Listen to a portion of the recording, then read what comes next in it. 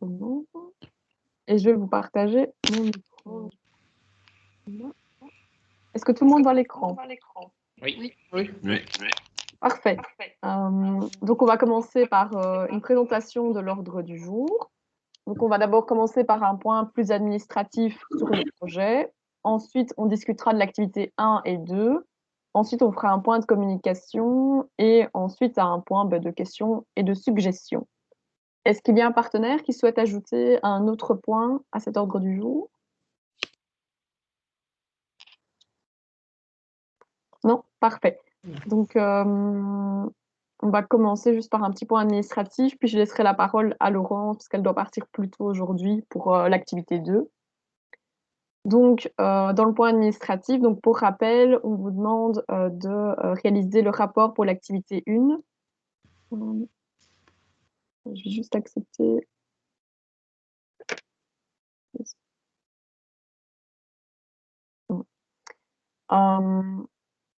Donc, pour le rapport administratif,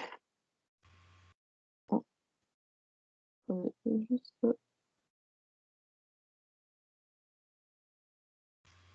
Hop, bon, ça, on va revenir.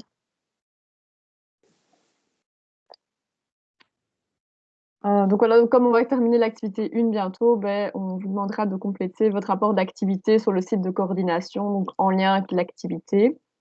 Donc voilà. Est-ce qu'il y a d'autres questions pour un point administratif ou un point financier?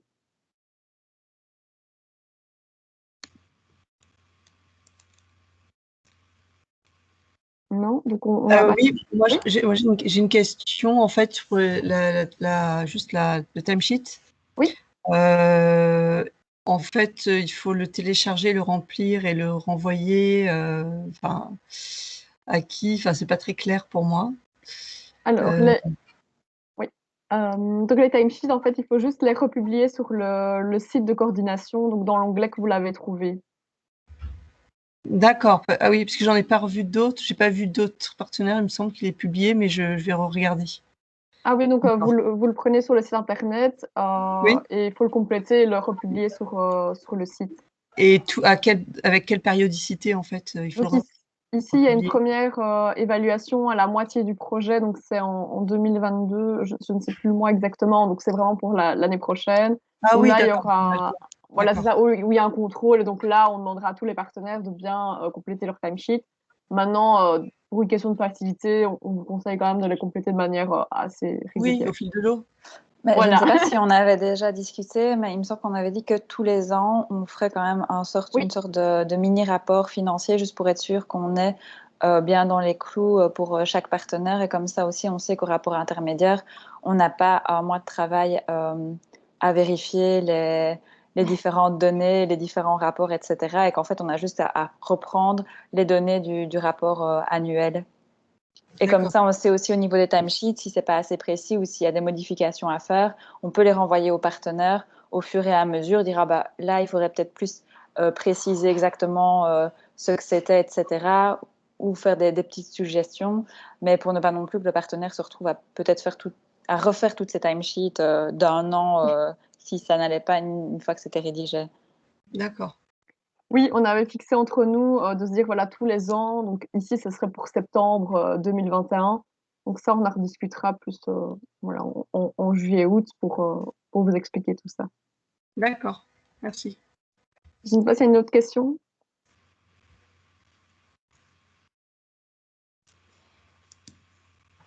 Non. Donc, Laurence, tu veux parler de l'activité 2 maintenant? Je peux aborder l'activité 1. Non, tu peux aborder l'activité 1 parce que ma collègue m'a dit que on en avait pour une demi-heure.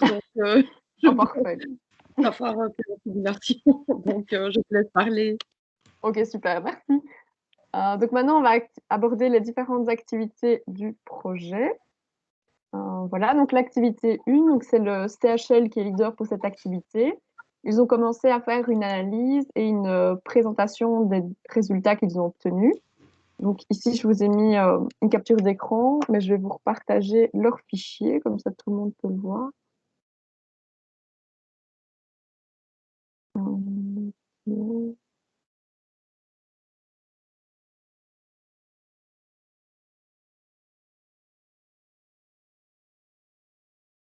Voilà. Est-ce que tout le monde voit? C'est Oui. un peu petit, c'est parce qu'il serait Ah, aussi je de vais l'agrandir. agrandir alors, oui. C'est mieux comme ça? Oui. Oui, Parfait. Donc, ils ont présenté pour chaque question du guide d'entretien les résultats sous forme de graphique ou alors sous forme de liste. Donc, par exemple, ici, pour la question concernant les enjeux de sécurité, ils ont présenté les 10 principaux enjeux qui étaient ressortis de leur analyse sous forme de graphique. Ici, par exemple, on peut voir les principales compétences qui ont été soulignées lors des interviews. Donc voilà, ils ont fait la même chose avec les thèmes de formation, les principales formations. Voilà. Ici, ils ont refait une liste donc, de toutes les formations certifiantes qui existaient dans le domaine de la qualité et de la sécurité des soins. Donc voilà, je vais revenir au début. Donc ici pour l'instant, donc j'ai fait un double check. Donc de notre côté, on regarde les données et on vérifie les résultats. Donc on doit encore en discuter avec Meryl, mais sinon Laurent et on reviendra vers vous pour nos conclusions. Est-ce que vous voulez parler en quelques mots de vos principes, enfin, de vos premières analyses? Non, peut-être expliquer comment ça a été fait, en fait, parce Oui. qu'il y avait, je crois, 26 formulaires au total, je ne sais plus. On a même proposé une typologie des fonctions qui ont répondu, mais je ne l'ai plus en tête Oui, oui, j'avais vu. Oui. là actuellement.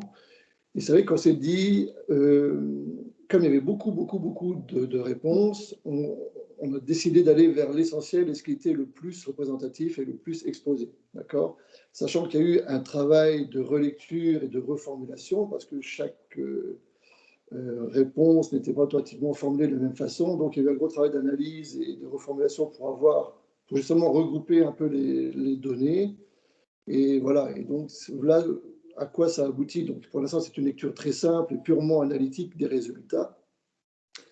Mais le but du jeu, c'était de sortir les enjeux qui ont été les plus exprimés dans les formulaires, ainsi que les compétences, etc., etc. Donc voilà en gros quelle a été la démarche. On a été travail de relecture, de reformulation et vraiment aller à l'essentiel et à ce qui était le plus sollicité. Bien entendu, certains d'entre vous vont peut-être lire les résultats, vont dire oui, mais j'ai aussi parlé de ça, j'ai parlé de ça, et ne voient pas le résultat. Mais en fait, on a pris ce qui a été le plus représentatif.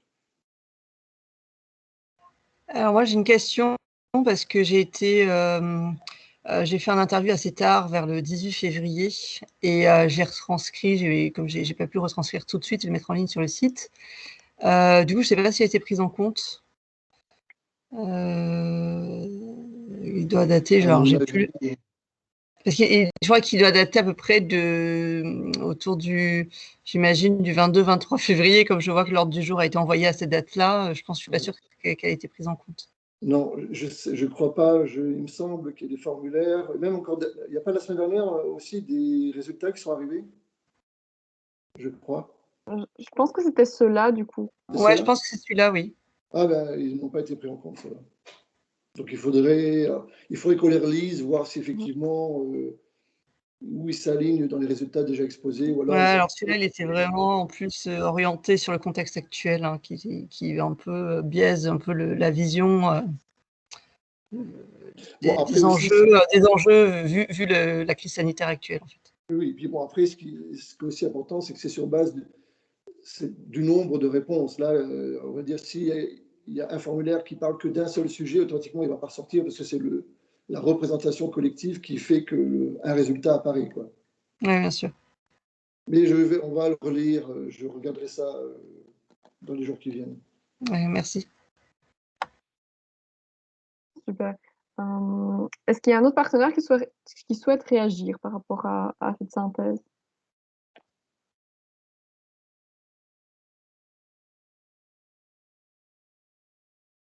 Alors moi, je ne comprends pas bien l'onglet gestion des risques en violet, parce qu'en fait, qu'est-ce que ça représente exactement? Parce qu'on est dans l'enjeu de sécurité des soins, donc on est dans la gestion de risque.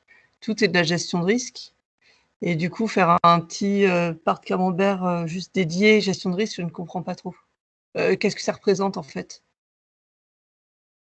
En fait, ce sont les personnes, encore une fois, c'est pour ça que je dis, pour l'instant, c'est qu'une analyse très basique, puis après, il faut les fouiller et relire les documents.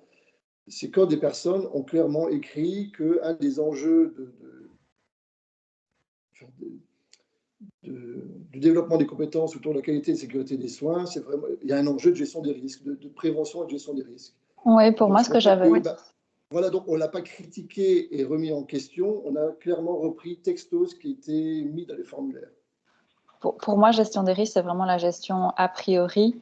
Et ça se détache vraiment justement de la gestion des déclarations d'événements indésirables. Et donc, vraiment tout ce qui est analyse de process, etc. Pour moi, ça tombe dans gestion des risques. Maintenant, à voir si c'est bien ça qui est interprété par les candidats. Mais quand je le lis, en tout cas, c'est vraiment ça qui me vient en tête.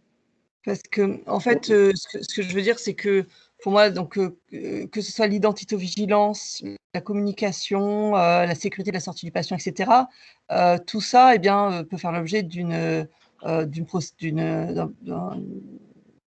de gestion de risque, que ce soit par de la prévention, l'analyse a priori, que ce soit par l'analyse a posteriori, et que du coup, pour moi, on n'est pas au même niveau. En fait, j'ai l'impression que gestion de risque, ça serait le titre du paragraphe, le titre du enfin, c'est pas sur le même pied d'égalité, en fait. Ouais.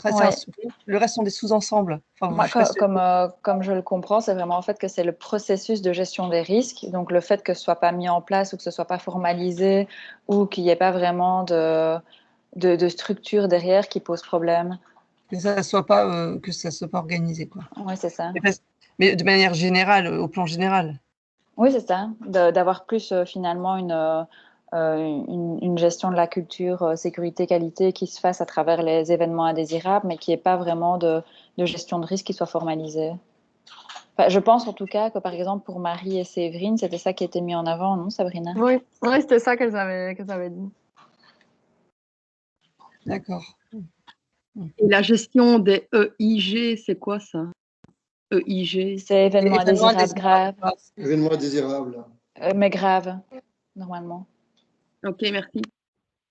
Voilà, maintenant ça reste ce sont des premières analyses que voilà, on doit encore en discuter donc entre l'Université de Liège et le CHL. Ce sera publié sur le site de coordination bien évidemment et vous pourrez bien sûr faire votre retour sur le contenu en tant que tel. Mais ici c'était pour voir si tout le monde valide bien voilà la forme sous forme de graphique, de tableau, si ça convenait à tout le monde. Oui, c'est clair. Et alors, enfin, vous en discuterez peut-être ultérieurement, mais effectivement aussi, il y a dans le rubrique communication, par exemple, gestion des conflits, est-ce que ça rentre dedans ou pas? Ça, c'est des choses qu'il faudra peut-être discuter, comme la qualité de vie au travail, parce que la gestion des conflits, ça rentre là-dedans aussi. En fait, il y a des choses qui peuvent se recouper. Oui, tout à fait.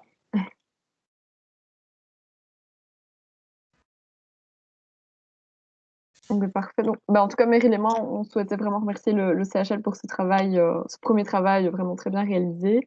Et on reviendra vers vous pour fixer un rendez-vous hein, pour en discuter de toute façon.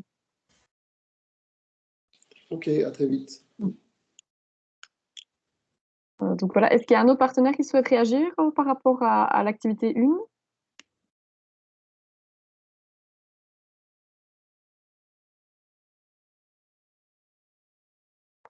Meryl, tu voulais ajouter quelque chose?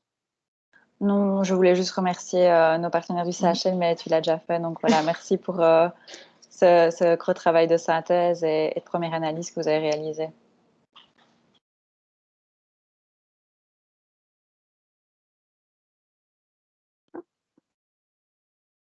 Donc parfait, donc on va passer maintenant à l'activité 2. Voilà, je remets mon PowerPoint. Donc voilà, donc Laurence, qui est avec Brigitte, le partenaire leader pour l'activité 2, a publié sur le site de coordination donc son référentiel, enfin les premières ébauches d'un référentiel de compétences qu'elle nous avait présenté à la dernière réunion. On aurait voulu voir avec vous s'il y avait des avis qui étaient ressortis. J'ai vu sur le site qu'il n'y avait pas eu de réaction. Je vais peut-être laisser la parole à Laurence. tu veux... Oui, ben voilà, vendredi, j'avais un petit peu consulté pour voir s'il y avait des partenaires qui avaient réagi. Donc, je n'ai pas vu de réaction écrite.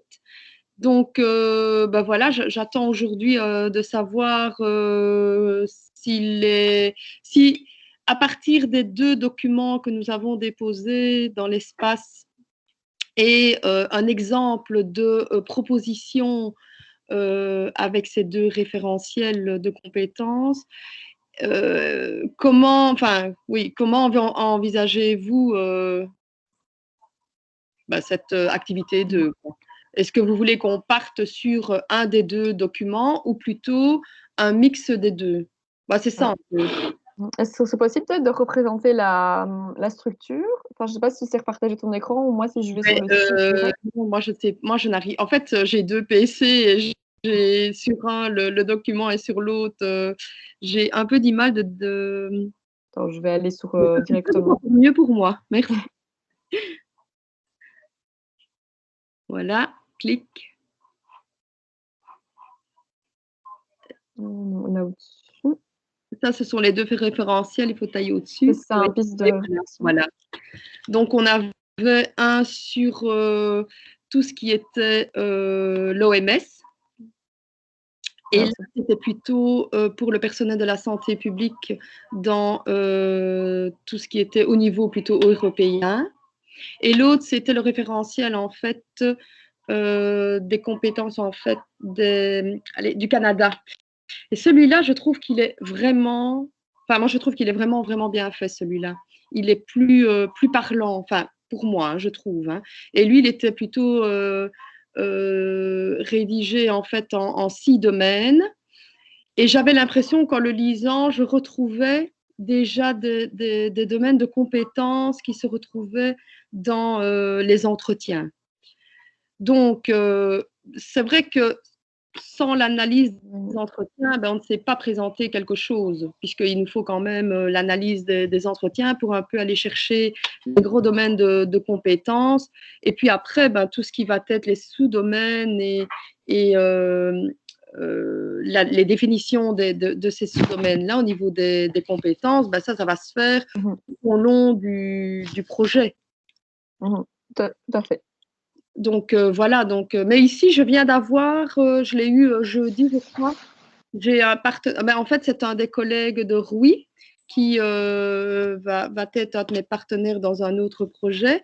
Lui m'a envoyé 2 référentiels de compétences, dont un référentiel de compétences méthodologiques. Il est assez complexe, mais franchement, il est vraiment très, très, très bien fait. Je l'ai envoyé à Birgit, en fait, vendredi, fin de journée. Moi, je l'ai parcouru, franchement, en diagonale. Je ne l'ai pas vraiment analysé. Je voulais juste savoir si Birgit pensait la même chose que moi. Elle pense la même chose que moi. Et je propose aussi de le déposer sur le site parce qu'il y en a un au niveau méthodologique qui donne une structure et je trouve qu'il est quand même pas mal fait et on peut peut-être pêcher également certaines données pour pouvoir construire notre référentiel de compétences pour le projet ici. Donc voilà. Maintenant, je vais laisser les partenaires un peu donner leur avis. Voilà, donc ici, il y a vous voyez bien, il y a les 2 grilles que Laurence parlait, donc la première grille et la deuxième grille avec le modèle canadien. Donc moi, personnellement, je ne connaissais pas le modèle canadien. Je crois que c'était une chouette découverte. C'est intéressant qu'il soit axé sur la sécurité du patient.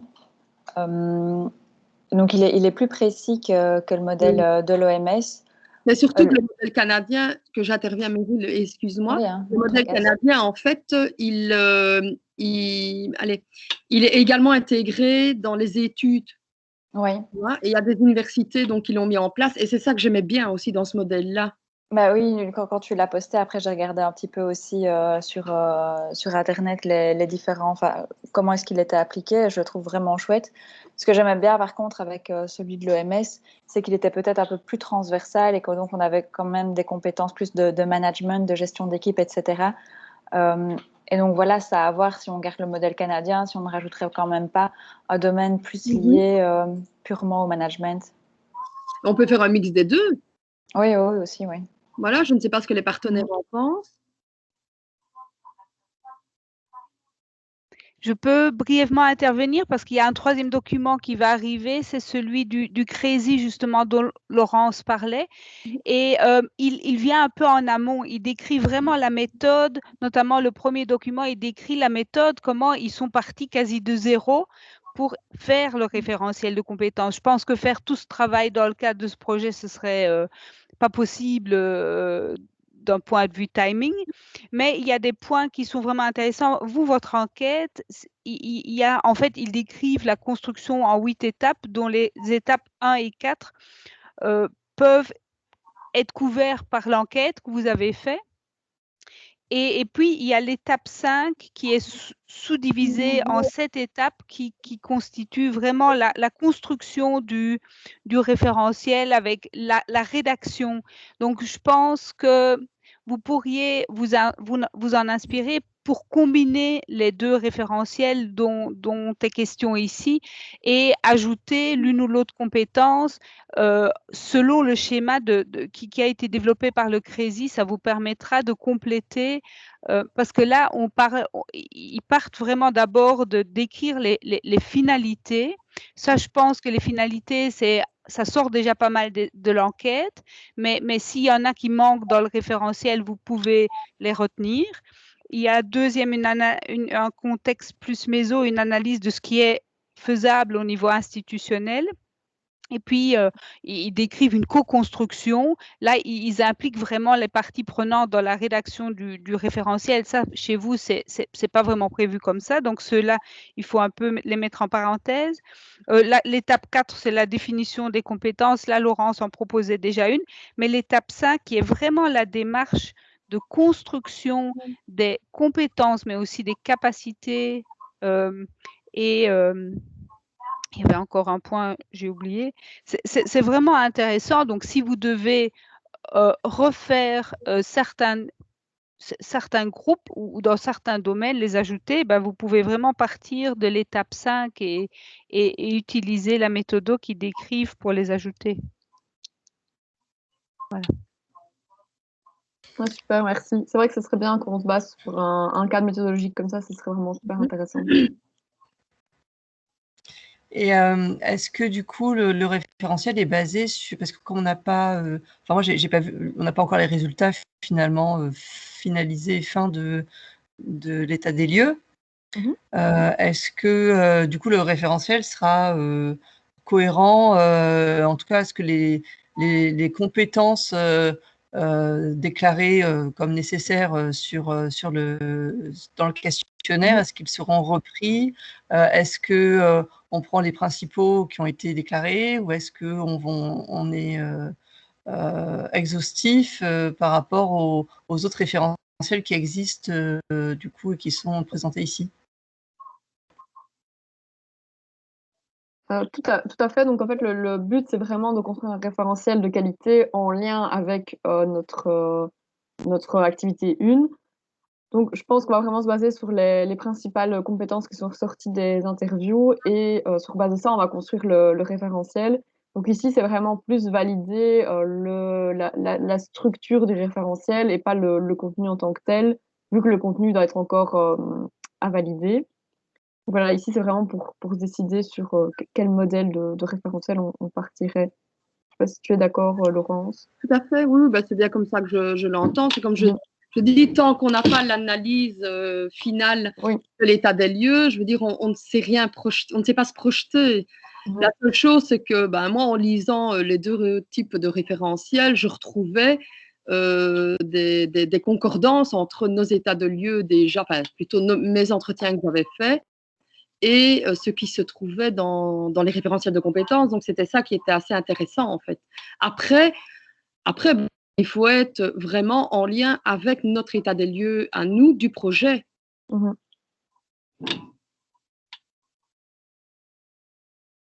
Donc, voilà.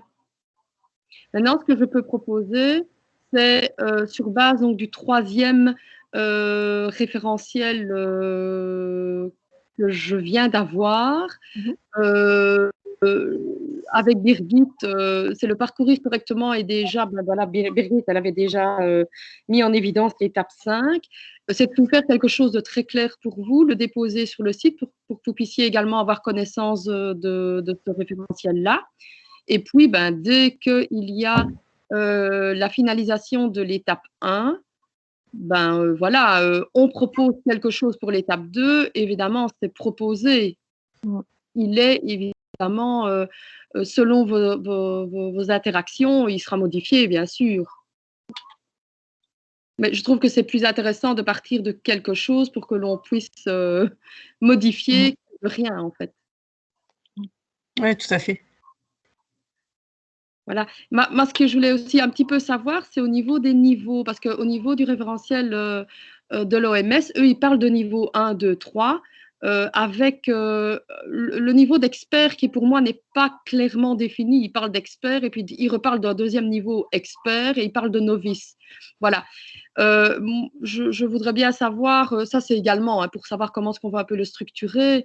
Vous, dans les niveaux, est-ce que vous voulez également parler de niveaux, donc c'est-à-dire de catégories? Il y a les professionnels de la santé qui se situent au niveau de la hiérarchie d'une institution hospitalière, et puis il y a les professionnels qui sont réellement sur le terrain, et puis il y a tout le domaine de l'enseignement.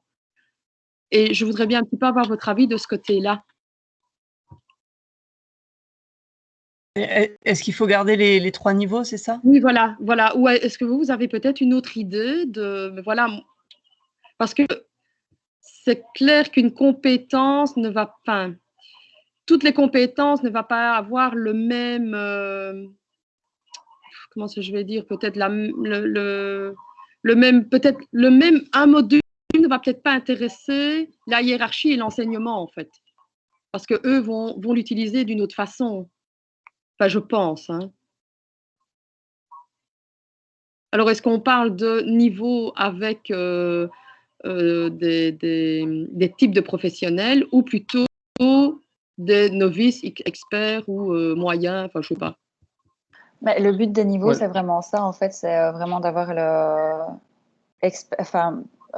basique, moyen, enfin intermédiaire et expert, parce qu'on sait comment en fait développer les formations de base et les formations continues, perfectionnement, etc. Et donc on sait que par exemple dans un module de base, certaines compétences ne vont pas être demandées. Par contre, si on veut faire de la formation continue, là, on sait typiquement les compétences dans lesquelles, sur lesquelles il faudra travailler. Donc, on partirait plutôt sur des niveaux, alors un novice, un expert et un expert expérimenté, peut-être. Oui, maintenant, on peut garder… Alors, Oui, pardon. Oui, je voulais intervenir. Bonjour. Je pense que les 2 systèmes de niveau sont intéressants. Il faut voir comment les croiser et les écarter d'emblée me semble un peu risqué parce qu'on a effectivement le niveau d'écrit débutant, intermédiaire, expert, avec une maîtrise de la compétence différente. Et puis, le niveau qu'on pourrait définir plus comme une approche qui est différente, une approche hiérarchique, direction, coordination, responsable de service ou professionnel de la santé, qui en fait est une facette différente du même objet compétence. C'est le même objet compétence qui est un objet en 3 dimensions qui est regardé d'un point de vue différent. Et l'intégration de ces approches est fondamentale, est peut-être un mot fort, mais en tout cas est extrêmement importante parce que ça peut être une condition de réalisation et de bonne effectivité. Je m'explique, si au niveau responsable de service ou professionnel, on a une prise de conscience et une action, mais que la direction, la coordination n'est pas au courant ou ne va pas dans le même sens, n'a pas la même sensibilisation, on perd énormément en effectivité. Donc, je pense que c'est tout aussi intéressant et important d'avoir cette approche-là, à savoir si c'est l'angle d'approche qu'on veut avoir.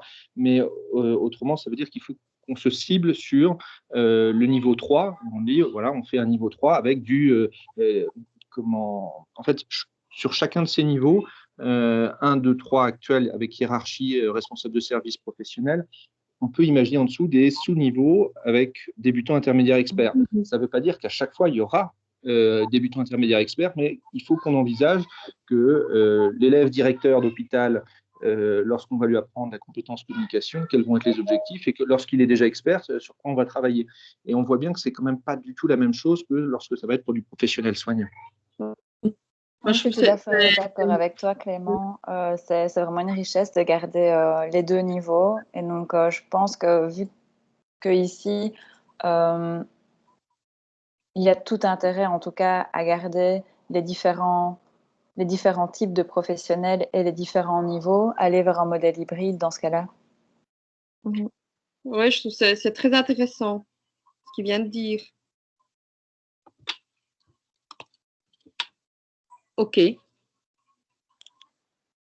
C'est quasiment un tableau donc où finalement on mettra les niveaux entre guillemets de l'hiérarchie des métiers de la santé dans un sens et dans l'autre sens pour chaque niveau, débutant, expert, avancé, et puis à nous un peu de faire des croix dans les cases qui semblent pertinents à développer. Alors, et en fonction du temps aussi. Ça peut être comme ça, Birgit, ou ça peut être pour moins s'embêter, parce qu'autrement c'est complexe à construire, on identifie plus facilement ce qui est du niveau hiérarchie responsable professionnel, sachant qu'on peut avoir des compétences qu'on va appeler transversales qui vont se retrouver partout. Et puis après, entre parenthèses, alors sans que ce soit forcément un travail à faire maintenant, on grade le niveau de difficulté avec débutant, D pour débutants, I intermédiaire et A avancé. Et on module les choses parce qu'en plus, il faudra éventuellement penser à l'équilibre ou pas, des choses à apprendre en fonction des niveaux. Et ce qui peut être du débutant dans un niveau hiérarchique peut être de l'intermédiaire dans un autre niveau hiérarchique. Donc, on peut imaginer le penser en deux temps et garder cette idée débutant, intermédiaire, avancé à part et venir la rajouter comme une cotation une fois que le tableau est constitué. Mais je pense qu'il ne faut effectivement pas perdre le tableau des niveaux hiérarchiques ou catégories professionnelles. C'est une approche, hein, il y en a d'autres, c'est-à-dire qu'il y a plusieurs approches qui peuvent fonctionner, mais c'est une approche que je propose.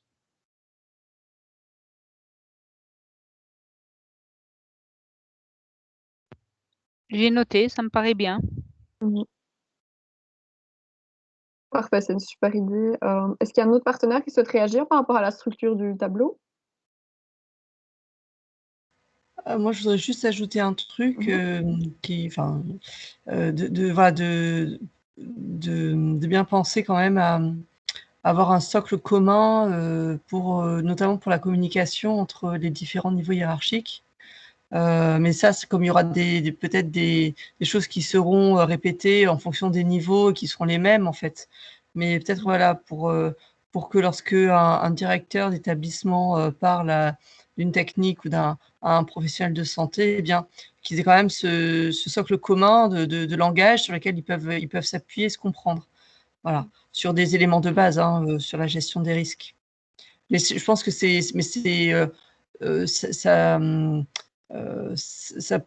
s'entend dans le fait de malgré les trois niveaux, d'avoir des choses qui sont communes aussi. Je suis complètement d'accord avec Ségolène. Et on peut, dans ces cas-là, avoir une lecture par couleur qui permette vraiment de mettre en évidence la transversalité. C'est entre les différents niveaux de hiérarchie, responsable professionnel, avoir en souligné ou surligné en couleur les compétences qui sont transversales, ce qui permet à un lecteur qui va le lire suivant la grille hiérarchie ou professionnelle de santé de savoir et d'avoir cette connaissance et qu'on ne retombe pas dans ce qu'on a essayé de casser avec l'approche d'enseignement en simulation qui est l'enseignement en silo et qu'on ne recrée pas ça sur l'approche de la gestion de risque, mais qu'on maintienne effectivement la transversalité dans l'apprentissage, c'est-à-dire que j'apprends telle compétence et d'ailleurs je suis conscient que moi qui suis professionnel,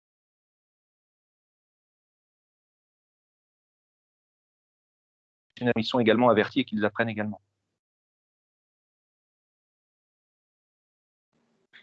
Moi, j'aime beaucoup cette idée de couleur. C'est super intéressant. Oui, je trouve que c'est bien. C'est bien.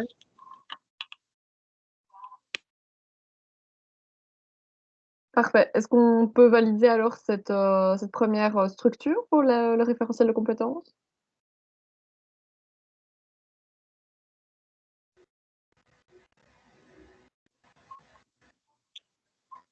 Pour moi, c'est bon. Maintenant, Ah oui. j'attends la Moi aussi. Oui, oui, c'est bon. Parfait. Est-ce que le Portugal, Rio ou Amélia, vous vouliez ajouter quelque chose?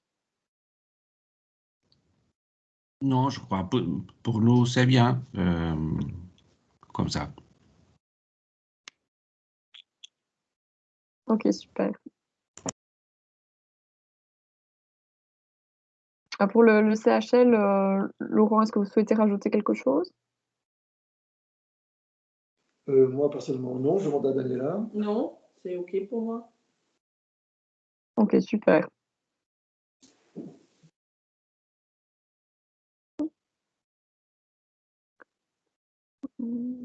Voilà, je vais repasser au PowerPoint.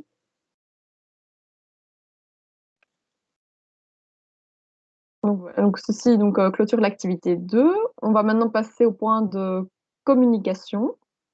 Donc, InfoRef a créé un premier référentiel de qualité. Donc, pour le projet ICEF, on a besoin d'un référentiel de qualité et on va créer aussi un comité de qualité. Donc, ce comité de qualité est composé de membres de l'Université de Liège extérieurs au projet et d'InfoRef. Le but de ce comité est de vraiment valider nos stratégies pour le projet et de vérifier que nous répondons bien à certaines normes de qualité qui seront définies dans le référentiel de qualité. Alors, je ne sais pas si Pauline, tu souhaites peut-être le présenter en quelques mots. Il faut aussi savoir qu'on doit encore le valider avec Meryl et Inforef.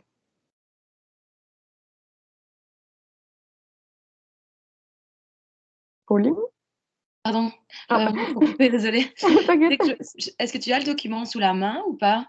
Pour voir, parce que je ne l'ai pas ouvert. Le temps que je le cherche, on ne sait jamais si tu l'as tout prêt. Est-ce que tu l'avais déjà mis sur le site? Je ne sais plus. Attends, je vais aller voir.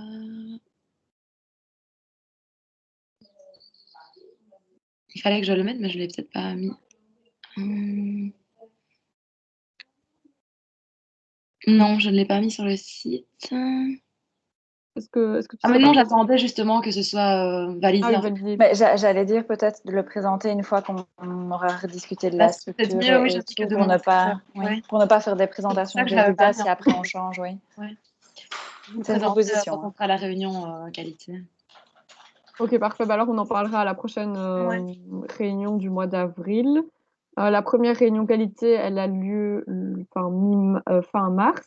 Le 26 mars, oui. Ouais. Donc là, vraiment, on va établir une stratégie qualité pour le projet et donc on vous présentera ça à la prochaine réunion. Tu voulais dire autre chose, Meryl, pour le référentiel de qualité? Non, j'attends la réunion et on verra après. Ça va, super. Donc le point suivant au niveau de la communication, donc c'est la dissémination du projet. Donc pour rappel, n'hésitez pas à compléter des fiches de dissémination sur le site de coordination dès que vous présentez votre projet, par exemple au sein d'une réunion ou à d'autres organismes. Est-ce qu'il y a un partenaire qui souhaite faire part du partage du projet vers l'extérieur?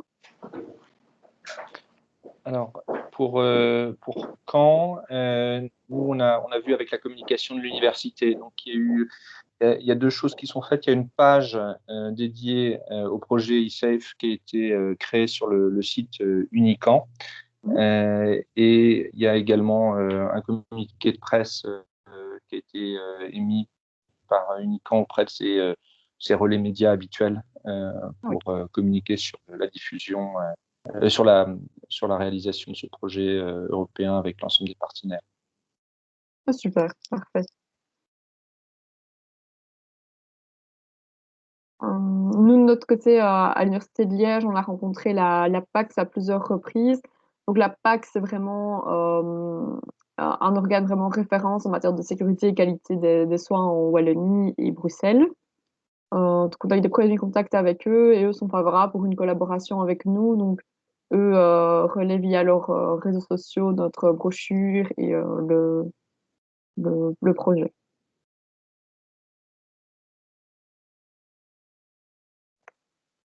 Je ne sais pas s'il y a un autre partenaire qui souhaite présenter quelque chose.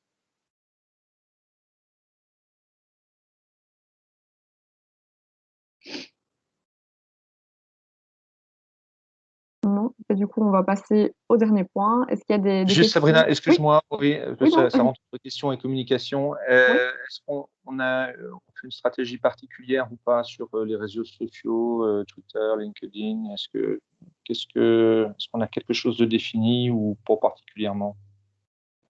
Je pense qu'on va en discuter justement au comité qualité pour savoir en termes d'indicateurs qualité ce qu'on souhaite au niveau de la communication. Très bien. Ok, parfait, merci. Est-ce qu'il y a d'autres questions?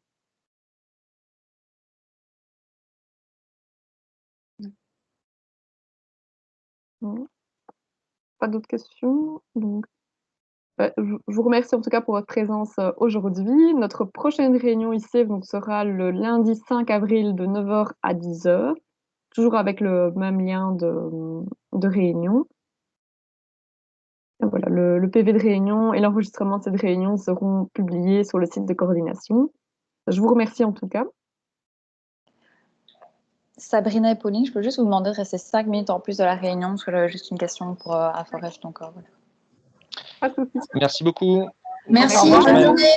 Au revoir. Au revoir. Au revoir. Au revoir.